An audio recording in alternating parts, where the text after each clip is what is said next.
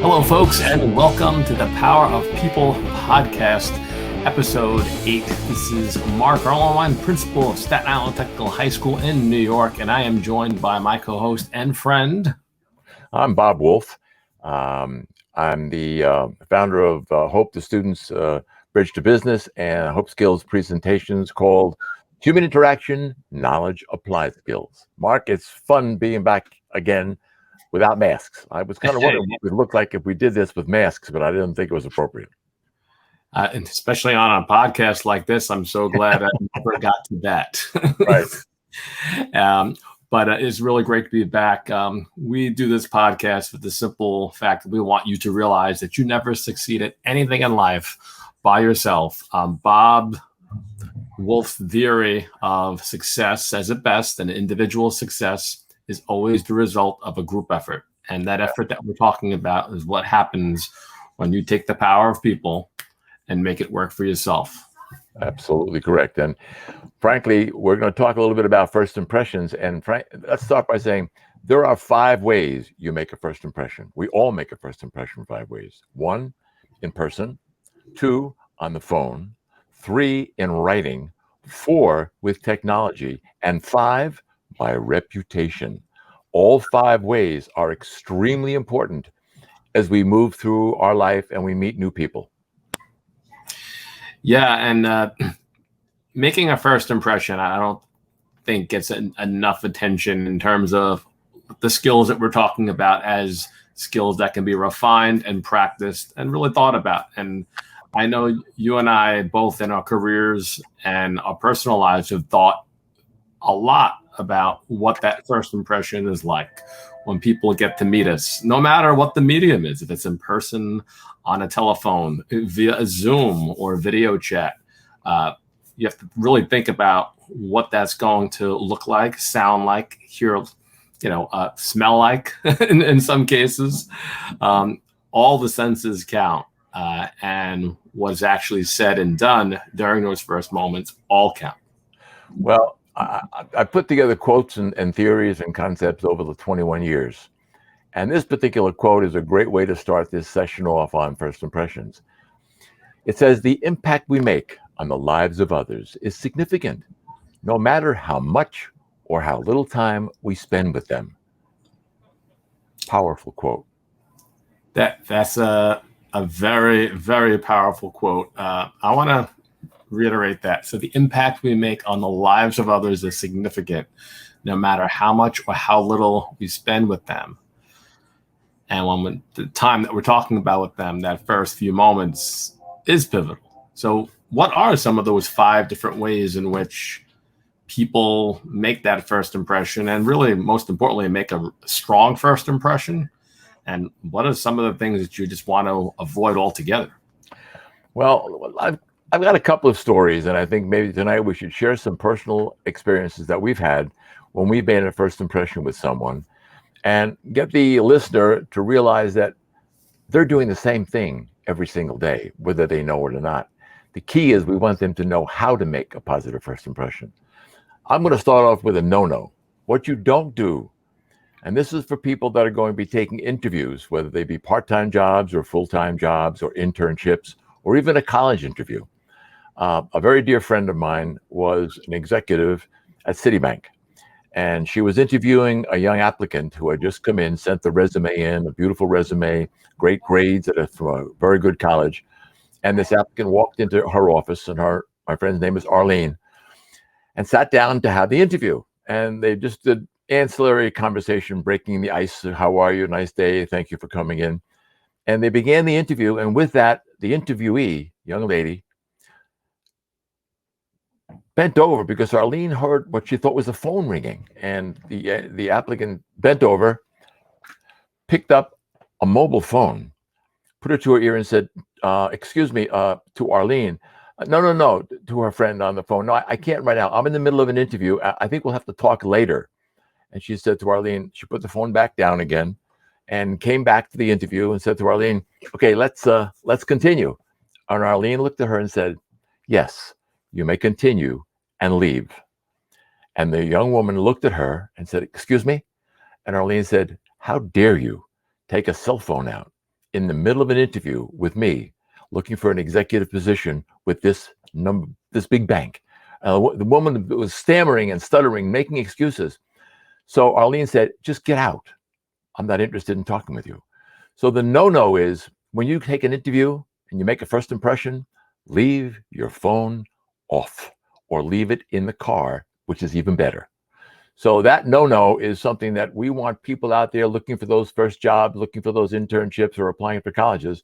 Remember, do not ever insult your interviewer, and make yourself look foolish by making a terrible negative first impression. Yeah, the phone seems to be the tone of death when that ringer goes off during just the first initial couple of seconds in an interview. I think that's unfortunately become too common of a scenario that plays out. Well, one of the other sessions that we had, my friend, and I'm sorry to interrupt you, but you talked about the fact that kids today are living with their phones. Yeah. And they're bringing their phones with them all the time, which is fine. There are times, however, when you leave the phone home. You know, what was that thing from that movie we talked about? What was the line about go home or something from the space movie where you had ET phone home? Yeah, ET applicant, leave phone home. Yeah, exactly. Well, even the ETs, if you watch the news lately, they're trying to figure out how to land and phone here, never mind going out there. No, it's truly amazing. Well, there's a story I have to share because it's really an amazing way that I made a first impression with a woman who I was nervous about. It was for Humana, which is a huge hospital chain, many years ago. A friend of mine who knew this woman I was going to be meeting for the first time, Abby Thurman. Abby was in charge of making decisions for all operating room products for every Humana hospital. And if you got a Humana contract at the time, you got 100% of their business. It was a 100% guaranteed contract. Wow. So it was a multi-million-dollar contract. And my friend Jerry Bennett, who walked me into the meeting with Abby Thurman, said to me before we got there, Bob, she's a very genteel lady. She's very respectful, very polite. Please don't be New York. Don't leave some of your New York energy, attitude at home. New York light. my New York style. So I said, Jerry, don't worry about a thing. I'll be fine. So I flew down to Humana's offices. Jerry and I met. We went into Abby's office and just said, nice to meet you. Thanks for your time. So she walked us into a very small office room. It was a table with four or five chairs. Jerry Bennett sat on one side alongside of Abby, and I sat on the other side. Took all my products out of my sample case, got ready to make a very, very good presentation about the product we were going to present to them for this contract. And I began to demonstrate the product. I had the product open on the table, and I was opening it and demonstrating it. All of a sudden, Abby puts her hand up. Says, wait a minute, Bob. Bends over, picks up a set of winter earmuffs and puts them on her head. Now I'm looking at Abby Thurman, the woman who's going to be a decision maker for all OR products for Humana, sitting there looking at me with winter earmuffs on. And Jerry Bennett is looking at her. He looks at me. And then she goes, meaning, come on, keep presenting. And I thought, what do I do now? I thought, well, okay. So I mouthed the whole presentation. I didn't say it. I went.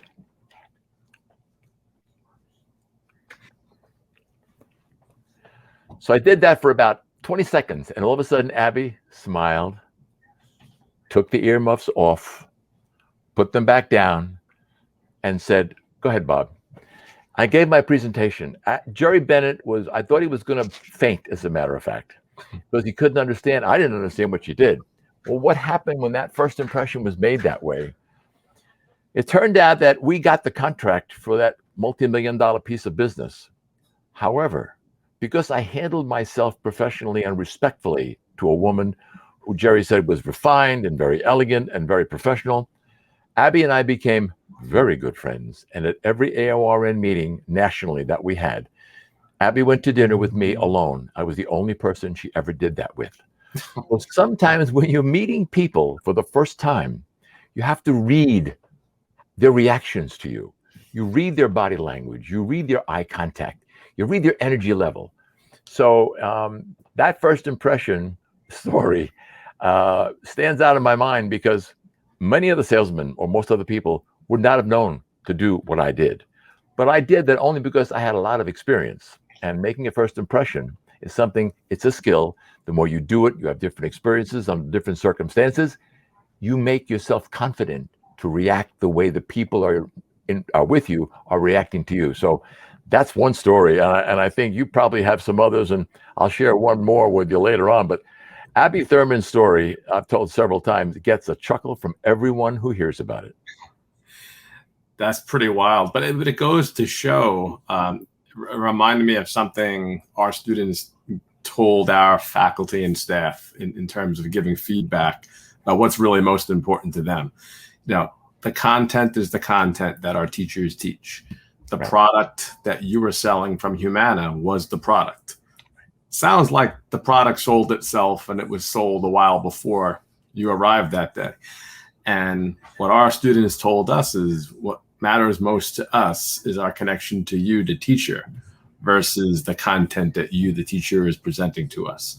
So in your case, it just validates the whole point that in that specific situation, and I'm sure most of the time in business and the world of business, and business is whatever you do, that connection to you was much more valuable and the most important thing in that moment and moving forward than the OR products. It was not only more important, but it validates the fact that we talked about in the beginning, last session 7, that the skills build on each other. So, and if you recognize in that presentation I just gave, or a little story I gave, I used every one of the skills in that making a first impression. And I think that we, our body language matters, our tone of voice matters, our energy level matters. And making a first impression, as I say, you make it 5 different ways. Well, in this particular case, the product did, in a sense, sell itself. But we're the medium for the product. And we are, to many people, a product to them when they're figuring out, what are we here for? And why are we talking to you? And and that's why that young lady who had that interview didn't get the message. Didn't get the message. So it's a similar type of story, but a different application of it. So what you're describing is something that was more so something that played out in person. And many of the first impressions that we get to make as a school sometimes starts off sometimes as a telephone call, but more often than not an email. And the way they'll reach out to our school is there's a contact button on the website, on the homepage. You click on contact, right, and you fill out the little form, and it sends a message. You know, the joke is in any school system, that message goes, God knows where it goes, and whoever reads it or not. But the way I have that button set up on my website is it goes right to my inbox. And one of the things I always pride upon is if you reach out to me, I'll get back to you in 24 seconds, 24 minutes, or 24 hours. So that initial first contact that anybody, that could be anybody, prospective student, current parent, that email comes directly to me. Typically, the principal is the most difficult person to get in touch with. You never hear back from the principal. But in this case, I wanted to change the narrative on that the first contact the first person you're going to get a response from is me, no matter how small or large the question might be. And that's gone a long way. We don't have that reputation of the school's impossible to get in touch with. No, it's very accessible. Just click on that same little contact button that everyone else clicks on, and it goes right to my inbox. And more often than not, it'll be me that gives the response right away. And they're surprised by that. They don't expect to get the person in charge of the building responding to the simplest and even the more complex questions, which I think, is important in making, the start of a relationship or the start of a conversation, whether you want to look at it as customer service or just serving parents and students. That's always served really well. So that's always served as a strong indicator of who we are as an institution. And to me, knowing that was the starting point, where most people, the entry point into our little universe, that website and that little link, that was always important to me to kind of set the tone for that. Now, on the reciprocal end, I think one of the things we've talked about is making a very strong first impression and setting the tone for what the expectation is going to be moving forward. I like to make a lasting impression beyond the first impression. And one of the ways, and this is kind of an interesting way, we've been talking about technology, right? Yep. The way we in business stay in touch with one another, we give a business card, right? That's kind of going out the window. Business cards get lost. People, and I know myself, I keep on trying to slim down my wallet as much as possible. So the trick is these days to get that business card into somebody's phone, so they got your number for life, basically. So got this little new thing. This is my business card now. Just got my face on it, not even my name. It's got a little QR code on the back, but in this business card is a little chip. And when you have your phone, now here's the phone. You basically just tap the back of it like I just did. You tap on the link, and it brings my picture up, brings my contact information, and just like that, I end up on your phone. You hit a button, I'm on your phone. So just little things like that, I think, just goes a long way in terms of, something as so silly as this digital business card, tapping it on the back of your phone, and it gives you the instant information of the person you're trying to stay in touch with. I say that's like the high tech way. That's what making that lasting first impression is becoming in certain walks. Mark, that's it. That little card. When you're making a first impression or attempting to make a first impression, there are no little things. When I met you for the first time with your board and we sat around in your office, what I did when I got home, I did something that I've been told is old-fashioned and we don't do that anymore. I sent you a handwritten thank you note, and I sent a handwritten thank you note to each person that was at that meeting that day. Right. And it's a very important point to make, since you're talking about making a lasting first impression. The fact of the matter is, a business card is certainly important to give out. Yet if you send a handwritten thank you note to someone that you want to make a first impression with, if that young lady had not taken her phone out and gone home and had a good interview and sent a handwritten thank you note to Arlene for the time, Arlene would have been extremely impressed. So the other thing about lasting first impressions is what you do after you meet someone, called the lingering stage of making a first impression, matters as much, if not more. When I got home, I wrote Abby Thurman a handwritten thank you note.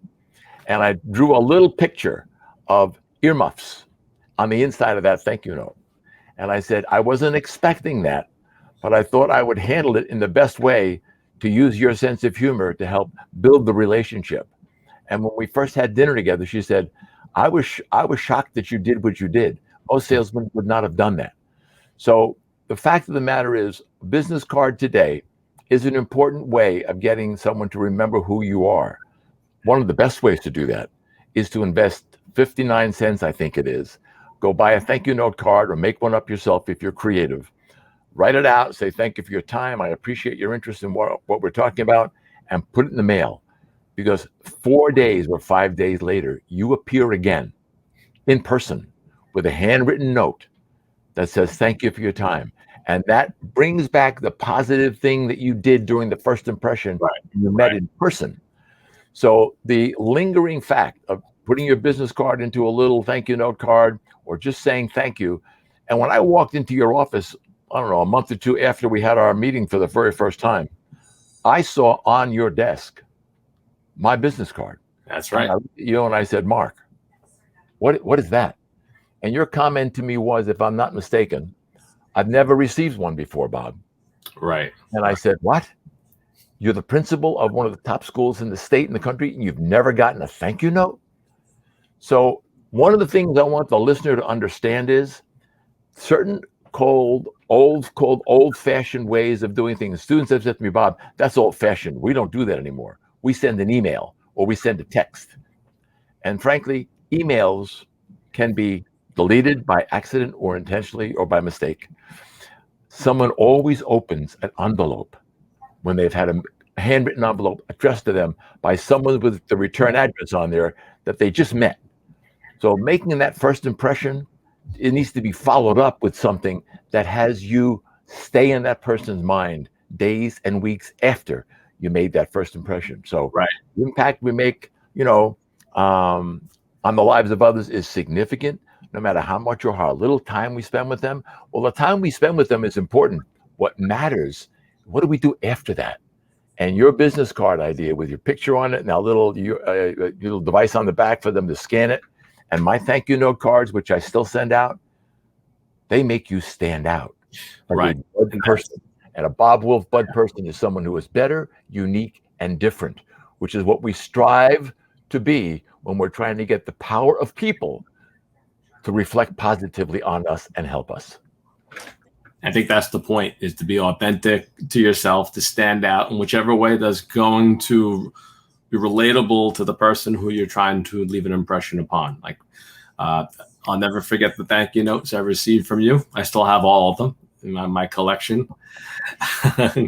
And I think, like, the more modern way, like, although this is not a thank you note, my idea and my thought process here was, this is the easiest way for me to get on your phone.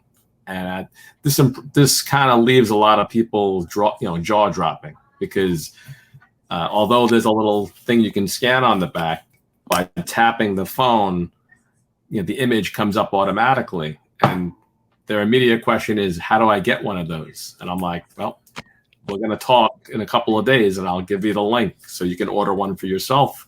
And then after they get their one, they'll remember who recommended that to them every time they take it out. So I think the lesson and the advice there is, be authentic to yourself, be original, be unique in how you follow up or leave that lasting first impression. Because what you're trying to do when you make a first impression is to put a memory chip in their mind that when they hear your name or see your face, they think something positive. And the power of people is what we're trying to get across. And that the things that we're talking about fuels the power of people to see you as a positive person that they want to get to know more about. Many, many years ago, I was at NYU and I was trying to get a big piece of business from the operating room. And the OR director was a dear friend of mine, Anna Tila, and she met with me and introduced me to the chief of surgery. And it was a big, big budget item. It was about $1 million budget item that we were trying to get into the operating room at NYU. And in trying to do that, I was seeing everybody I thought that was important, until Anna called me one day and she said, Bob, you got to go downstairs and see Herman Hernandez. I said, who? She said, he's the laundry manager. I said, well, why would I want to see Herman Hernandez about this item? It's not a laundry item. She said, Bob, it's his budget that's affected. And I said, oh, okay. So I make an appointment. I would go downstairs, and Herman Hernandez has a very small office in the basement at NYU at the time. I walked in, introduced myself to him and told him who I was and why I was there. And we spent 15, 20, Herman, a nice gentleman, the laundry manager. Well, as it turns out, we wound up getting that business. And I bumped into Herman Hernandez one day and I said, thank you so much for supporting what we were trying to do, because it came from your budget. He said, Mr. Wolf, of all the salesmen that tried to get that piece of business, you were the only one to come down and meet me, the laundry manager. No one thought I was important enough. I didn't have the title of OR director or of chief of staff, but you came down and you were kind enough to explain to me what you were looking to do. And then you sent me a thank you note card. He said, no other salesman did that. So you showed me the respect that my position deserved, but because I was in the basement, most people ignored me. So you're the principal of a high school and you do what you do by getting back to people. And the key to this whole story is it doesn't matter who you're with when you're making your first impression. Everyone that you meet can help you in some way in life, whether they think about you in a positive way, whether they can do something for you, give you a key to another connection. So the reality is that statement, the impact we make on the lives of others is significant, no matter how much or how little time we spend with them, also relates to who they are. People always think it's important to contact the big people with the big titles. And you certainly have the title of principal of a major high school. Yet you take the time to respond to someone who sends you an email, not knowing whether they're a mom, a dad, a student, an aunt, an uncle. You show them their respect and the professionalism that they're due when they contact you. And that's what we want the listener to understand. Acting professionally, making a first impression, is an all-time thought process skill. You don't just do it when you see the name on the door or the title on the plaque. You act a certain way. You act the same way. People have said to me at meetings, why do you treat all people the same way? You don't know those people. I said, because you never know. One of those people could help me in some way down the road. And I've had students say to me, you know what, Bob, you can't be like this all the time. You're not upbeat like this forever. You must do this as an act when you're in front of students. And I said, no, wait till you see me in a pizza place or in a bagel store and say hello to me. If I ignore you, you'll know I'm not real. So the skills that we're talking about are skills that you have to begin practicing tomorrow. When you go get coffee, be pleasant, polite, personable, look people in the eye and say good morning. Be approachable and be personable. That's the beginning of making a first impression to them of the way you think about them by treating them with respect as another human being. Well, Bob, I can think of one very easy way for people to make their first impression with us, and that's to send us an email if they're interested in learning more about this topic, or certainly getting the opportunity to get in touch with one of us for about a future episode, or just some questions people may want to connect with you. And how could more people connect with you, Bob, if they chose to? Well, they can send us an email, certainly, to that email address. And like you, when I get an email, I respond that day within that hour. I don't wait. Or they can call me. They can call me on my mobile phone, which is 516-639-5515. And I will respond to you immediately. Remember, if I don't answer, though, to leave your name, a message, and a time to call you back. And I will absolutely do that. You see, there's 5 words that making a big difference in when you make a first impression. Follow up and keep your word. You followed up the way you do. I follow up the way I do. And when we say we're going to get back to you, we will do just that. Absolutely. And if you'd like to reach out to me, my email address is markerlenwein@me.com. And the same, 24 seconds, minutes, or hours, I'll get back to you. Our website is thepowerofpeoplepodcast.com. And Bob, it's been great once again to sit down, chat, and keep on talking to people and telling them about the power of people with a good friend. Greatest resource in your life are the people that you meet. And whether you know them or not, there are dozens and dozens of stories more I've had in my life in business. I'm sure you have as well. And each one of those stories brings to mind a name of an individual that has helped us. And we said in episode 7, if you're listening, write down the names of people you think have helped you in your life, and put next to that name what you think they did to help you. And once you make that list up and read it once in a while, you'll be very surprised at how many people have already helped you in your life to be where you are and who you are as a person. Sounds like we'll be comparing lists in episode 9, Bob. I look forward to it, Mark, and thank you. Have a wonderful evening. We're going to be a cooler, more pleasant day tomorrow. Those storms cleaned everything out, dried the air out. So power of people makes a big difference in our lives. Use it to your advantage. Thanks, Mark. Good night, Bob. So Good long. night, Bob. Thank you for listening and or watching. We appreciate both. Bye-bye. Bye.